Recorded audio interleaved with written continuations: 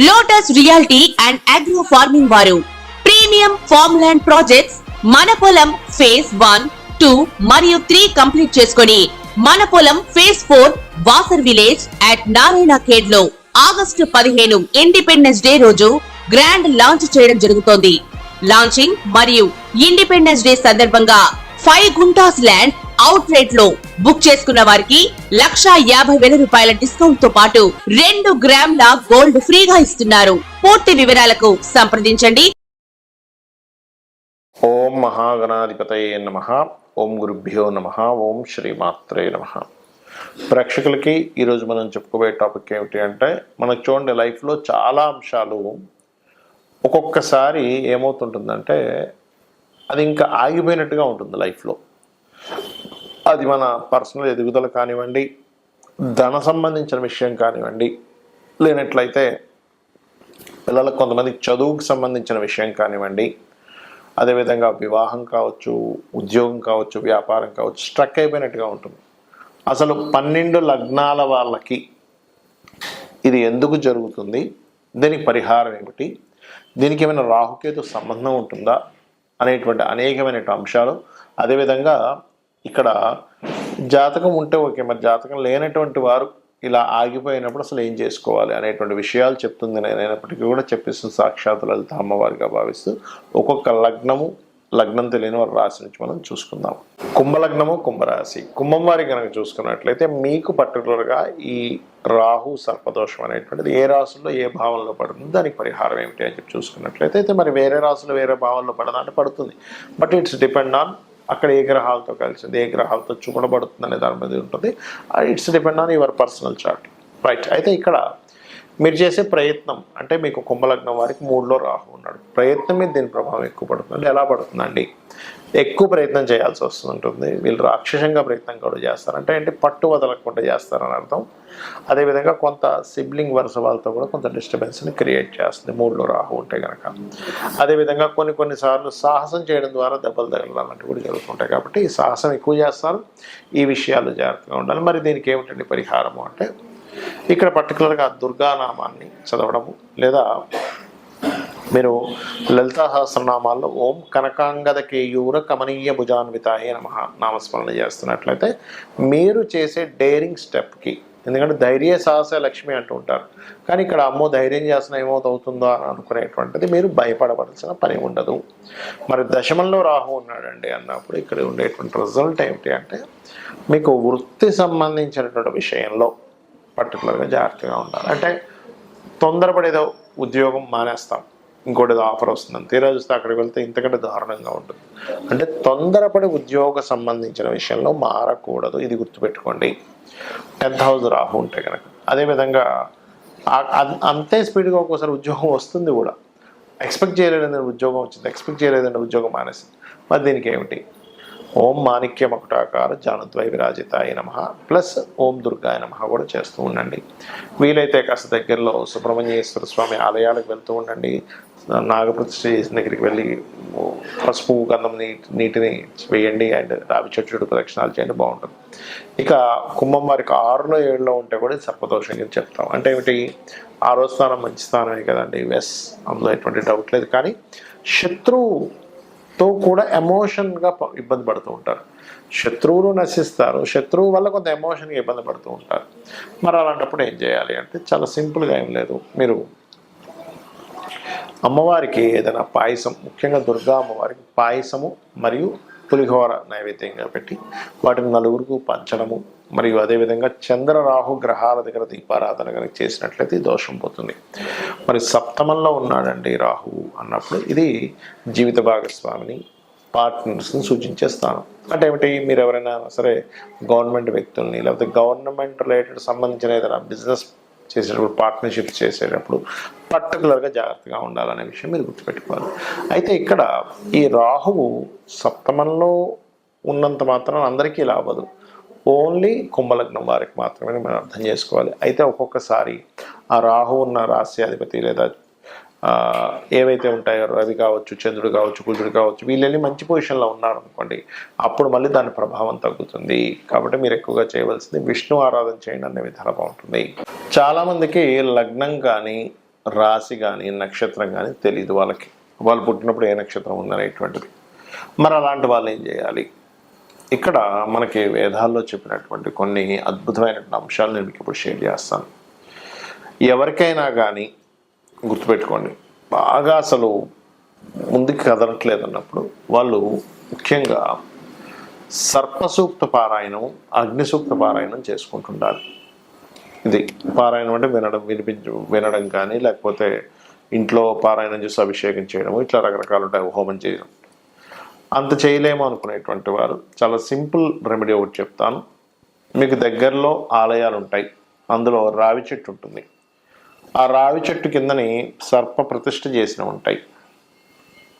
అక్కడికి వెళ్ళి చక్కగా మీరు ఒక చెంబులో, అది రాగి చెంబు కానివ్వండి, స్టీల్ చెంబు కానివ్వండి, ఏదైనా చెంబు కావచ్చు, దాంట్లో వాటర్ చక్కగా నిండుగా పోసుకొని అందులో పసుపు, గంధము, ఇంకా ఎక్కువగా తీవ్రంగా ఉంటే కొంత కుంకుమ కూడా వేసి ఆ చెంబును పట్టుకొని ఆ రావి చెట్టు చుట్టూ ప్రదక్షిణం చేసి దాని తర్వాత ఆ నీటిని ఆ మొదల్లో, రావి చెట్టు మొదల్లో వేయచ్చు, లేదా అక్కడ ఏదైనా సర్ప ప్రతిష్ఠ చేసినట్లయితే వాటి మీద కూడా వేయవచ్చు. దీంతో పాటు ఇంకొక పని చేయాలి. ఏమిటది అంటే, ముఖ్యంగా 4 గ్రహాలు ఏమిటవి? కర్మకారకుడైనటువంటి శని భగవానుడు, అంటే మన కర్మ బట్టే కదా ఇట్లా ఉంది పరిస్థితి, కాబట్టి కర్మకారకుడైనటువంటి శని భగవానుడికి, మరియు కుజుడికి, కుజగ్రహానికి, రాహువు, కేతువు, ఈ 4 గ్రహాల దగ్గర దీపారాధన చేయండి. అలా కాదండి, నా పర్సనల్ చార్ట్ పరంగా ఇలా ఉంది కాబట్టి ఆ పలానా గ్రహానికి, that is different. Me personal chart ఉంటే మీ పర్సనల్ చార్ట్లో అసలు ఏ ప్లానెట్ అక్కడ రిజల్ట్స్ ఇస్తుంది, దానికి దానం చేయాలా, చాంటింగ్ చేసుకోవాలా, లేనట్లయితే దానికి సంబంధించినటువంటిది ఏదైనా ఫుడ్. కొన్నిసార్లు ఎలా ఉంటుందంటే, సన్ బాగా పాడైపోయాడు, ఎక్కువ గోధుమలు తింటుండడం వల్ల ఎక్కువ ఇబ్బంది వస్తూ ఉంటుంది. అట్లా ఒక్కోసారి రెడ్ కలర్స్ వేసుకోవడం వల్ల, ఆరెంజ్ కలర్స్ వేసుకోవడం వల్ల ఇబ్బంది వస్తూ ఉంటుంది. ఆ రకంగా ఏంటంటే, ఒక ప్లానెట్ పాడయ్యాడు అనుకోండి, మీ జన్మజాతకంలో చిన్న ఎగ్జాంపుల్ చెప్తాను, సన్ పాడయ్యాడు, orange colour dresses important works వెళ్ళినప్పుడు వేసుకోకండి. ఇప్పుడు ఎట్లా అంటే న్యాచురల్గా రెగ్యులర్గా వేసుకోవచ్చు. రెగ్యులర్గా ఇంట్లో తిరుగుతుంటాము, వేరే పనులకు వెళ్తుంటాం, అలాగే ఇంపార్టెంట్ అనే అగ్రిమెంట్, లేదా ఒక పెళ్లి చూపులు, లేనట్లయితే ఒక సంథింగ్ ఒక మాట్లాడుకోబోతున్నాం, ఒక డీల్ చేయబోతున్నాం, అలాంటప్పుడు సన్ పాడైతే ఆరెంజ్ వేసుకోకండి. అలాగే మూన్ పాడయ్యాడు, వైట్ కలర్ వేసుకోకండి. మార్స్ రెడ్ కలర్, మెర్క్యూరీ అంటే బుధుడు గ్రీన్ కలర్, మార్స్ అంటే కుజుడు, మెర్క్యూరీ అంటే బుధుడు. అదేవిధంగా గురువు క్రీమ్ ఆర్ ఎల్లోయిష్ కలర్స్ లేదా గోల్డెనిష్ కలర్స్, శుక్రుడు again white colour, Rahu cement colour అంటే యాష్ కలర్ అంటారు, కేతు మిక్స్డ్ కలర్స్లా ఉంటుంది పూలుగా. ఇవి ఎప్పుడు మీరు పర్టికులర్గా ఒక పని మీద, ఇది చాలా ఇంపార్టెంట్ లైఫ్లో, నా లైఫ్ టర్న్ అవుతుంది ఇక్కడ అనుకునేటప్పుడు వెళ్ళినప్పుడు మీకు ఫలానా ప్లానెట్స్ పాడైతే ఆ కలర్స్ వాడకండి. అదేవిధంగా ప్లానెట్ బాగుంటుంది కొంతమందికి, అంటే జూపిటర్ ఓన్ హౌస్లో ఉన్నాడండి, నాకు వీనస్ ఓన్ హౌస్లో ఉన్నాడండి, నాకు మూన్ ఓన్ హౌస్లో ఉన్నాడు, పాపగ్రహాల మధ్యలో లేడు, శుభగ్రహాల మధ్యలో ఉన్నా అంటాం. అలాంటప్పుడు ఇందాక నేను ఏవైతే అవాయిడ్ చేయమన్నానో ఆ కలర్స్ ఇంపార్టెంట్ టైంలో వేసుకోండి, అప్పుడు మీకు పాజిటివ్ జరుగుతుంది. ఇది పర్టికులర్గా గుర్తుపెట్టుకోండి. అలాగే ఇక్కడ ఏదో సర్పదోషం ఉందనో, లేకపోతే ఇంకోటి ఏదో ఎల్నాడు శని ఉందనో, లేకపోతే ఇంకోటి ఏదో ఉందనో, ఎక్కువగా దాని గురించి ఆలోచిస్తే తీవ్రంగా ఉండకండి. ఎందుకంటే ఈ గ్రహాలు అనేటువంటి మనుషుల మీద పగబట్టవు, గుర్తుపెట్టుకోండి. ఇది కేవలం మనం పాస్ట్ లైఫ్లో చేసుకున్న కర్మ. అంటే ఇంకా సింపుల్గా చెప్పాలంటే, ఒక లోన్ తీసుకున్నాము, లోన్ తీసుకుని బ్యాంక్ దగ్గర తీసుకున్నప్పుడు వాడు ఫోన్ చేస్తాడు, లేదా ఎప్పుడు కడతారండి అని ఫోన్ అడుగుతాడు. అంత మాత్రం చేత బ్యాంకు వాడు మన మీద ఏదో పగున్నట్టు కాదు కదా. మీరు లోన్ తీసుకున్నారు, ఆ లోన్ కట్టమని అడుగుతున్నాడు బ్యాంక్ వ్యక్తి, మీరు కడతారు, క్లియర్. అలాగే పూర్వజన్మలో చేసినటువంటి మంచి కర్మలు ఉంటాయి, బ్యాడ్ కర్మలు ఉంటాయి, అందరికీ ఉంటుంది, భూమి మీద పుట్టిన ప్రతి ప్రాణికి ఉంటుంది. అలా ఆ కర్మ అక్కడికి వచ్చి మీకు ఈ కర్మ నువ్వు తీర్చుకో అంటుంది. అంటే అలాగా ఒక్కోసారి చిన్నపిల్లవాడికి వచ్చింది ఎడ్యుకేషన్ రిలేటెడ్ కర్మ బాగాలేదు, అప్పుడు ఆ ఎడ్యుకేషన్ రిలేటెడ్ సంబంధంగానే స్ట్రెస్ అవుతూ ఉంటాడు మాటికి. అలా కాకుండా వివాహ సంబంధించిన విషయం బాగాలేదు, వివాహం విషయంలోనే స్ట్రెస్ అవుతుంటాడు. అంటే ఏమిటి, నువ్వు స్ట్రెస్ అవుతూ దాని గురించి ఎక్కువ కష్టపడుతున్నావు అంటే సంథింగ్ కర్మ అక్కడ కనెక్ట్ అయింది. ఇక్కడ మేజర్గా కొన్ని చెప్పాలంటే, వివాహం అవ్వట్లేదు, మీరేం బాధపడక్కర్లేదు. వివాహానికి సంబంధించిన ఒక మంత్రం, ఓం కామేశబద్ధ మాంగళ్య సూత్ర శోభిత కందర, లేదంటే బిజినెస్ సక్సెస్ అవ్వట్లేదు, ఓం ఇంద్రగోప పరిక్షిప్త స్మరతూనా భజంగికాయే నమః. అలా కాదండి జాబే రావట్లేదు నాకు అని అనుకుంటే గనక మీరు చేయవలసింది ఓం మాణిక్య మకుటాకార జానుద్వయ విరాజితాయే నమః చేసుకోవచ్చు, లేదా ఓం శ్రీమాత శ్రీ మహారాజ్ని శ్రీమత్ సింహాసనేశ్వరి నమః చేసుకోవచ్చు. ఇంకొంతమందికి హెల్త్ ఇబ్బంది ఉంటుంది, అంటే వారికి ఓం సర్వవ్యాధి ప్రశమని సర్వమృత్యు నివారణి అగ్రగణ్య అచింత్య రూప కలికల్మషనాశిని నమః చేసుకోవచ్చు. ఇలాగా ఒకటి రెండు కాదు, మనకి లలితా సహస్రనామాలలో అనేకమైనటువంటి నామాలు, ఒక్కొక్క నామం ఒక అద్భుతం. అక్కడ చెప్పాలంటే మీరు ఎప్పుడైతే చాంటింగ్ చేస్తూ ఉంటారో, ముఖ్యంగా లలితా సహస్రనామాలకి పాపాన్ని దగ్ధం చేసేటువంటి శక్తి ఉంది. మనం ఏ మంత్రం చేసుకున్నా దానికి పాపాన్ని దగ్ధం చేసే శక్తి ఉండదు అంత తొందరగా, కానీ లలితా సహస్రనామాలకి ఎక్కువగా ఉంటుంది. లలితా సహస్రనామాలు చేసుకోవడం ద్వారా, సూర్య నమస్కారాలు చేయడం ద్వారా, ఏదైనా ఆలయానికి వెళ్ళి అక్కడ మీరు ఏదైనా సేవ చేయడం ద్వారా ఖచ్చితంగా దగ్ధం అవుతుంది. కాబట్టి చేయండి. అలాగే దీంతో పాటు మరొక విషయం ఏంటంటే, మీకు ఏ ప్లానెట్ అయితే పాడైందో బాగా, ఏ రోజుల్లో అయితే మీకు ఎక్కువ ఇబ్బందులు కలుగుతున్నాయో ఆ రోజులు పర్టికులర్గా ఒంటిపూట ఉండండి.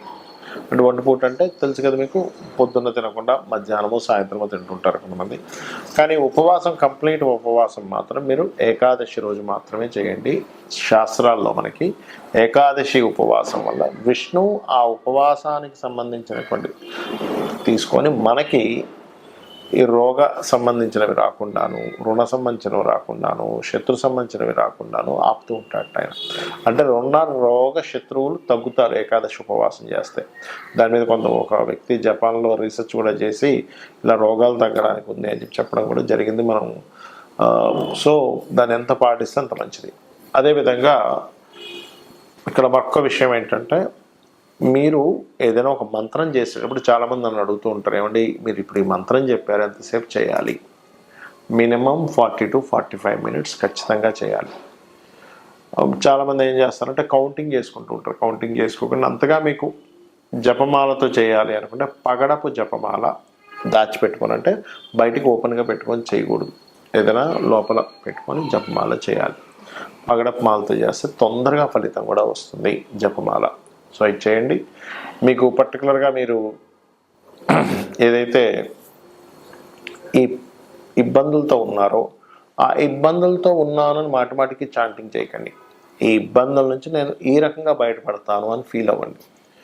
ఇబ్బందులతో ఉన్న ప్రతి వ్యక్తి చేసే మెయిన్ మిస్టేక్ అదే, అమ్మో ఇబ్బందుల్లో ఎలాగ అనుకుంటారు. కాదు, ఈ ఇబ్బంది ఇలా క్లియర్ అవుతుంది, ఈ మార్గంలో క్లియర్ అవుతుంది, నేను ఇంత మెంటల్గా ఇంత స్ట్రాంగ్గా ఉంటే క్లియర్ అవుతుంది, నేను ఈ దేవతా స్వరూపాన్ని పట్టుకుంటే అవుతుంది, నేను ఇంత వర్క్ చేస్తే అవుతుంది. ఈ పాజిటివ్ దీంట్లో వెళ్ళండి, ఖచ్చితంగా అన్ని విధాలు బాగుంటుంది. ఆ అమ్మవారి యొక్క అనుగ్రహం కూడా మీకు పరిపూర్ణంగా కలగాలని మనస్ఫూర్తిగా కోరుకుంటూ శ్రీమాత్రే నమః.